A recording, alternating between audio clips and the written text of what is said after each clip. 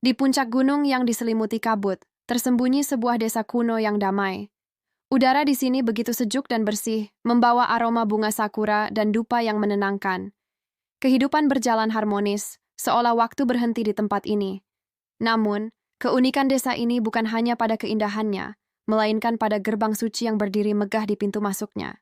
Gerbang tori raksasa itu dihiasi ukiran rumit, dan di atasnya, bertengger patung naga bersayap yang tampak begitu hidup. Bagi orang luar itu hanyalah sebuah karya seni, tapi bagi penduduk desa, itu adalah simbol penjaga sejati mereka, sang naga legendaris.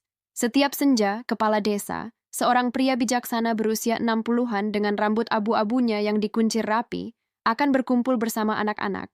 Dengan suara tenangnya, beliau menceritakan kembali perjanjian kuno yang terjalin antara leluhur mereka dan naga perkasa.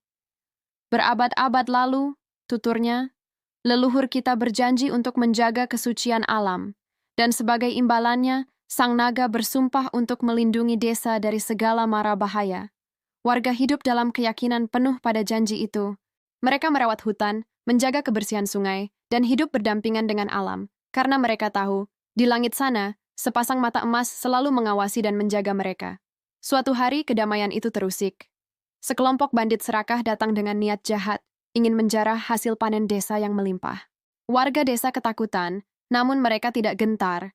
Mereka berdiri di depan gerbang, menolak untuk menyerah. Saat situasi memanas, langit tiba-tiba menjadi gelap. Awan berputar, dan dari baliknya, turun sesosok makhluk raksasa. Naga bersisik hitam legam itu akhirnya menampakkan diri.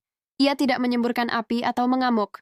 Ia hanya mendarat dengan anggun di depan para bandit, mengepakkan sayapnya sekali, hingga menimbulkan angin kencang yang membuat mereka terjatuh.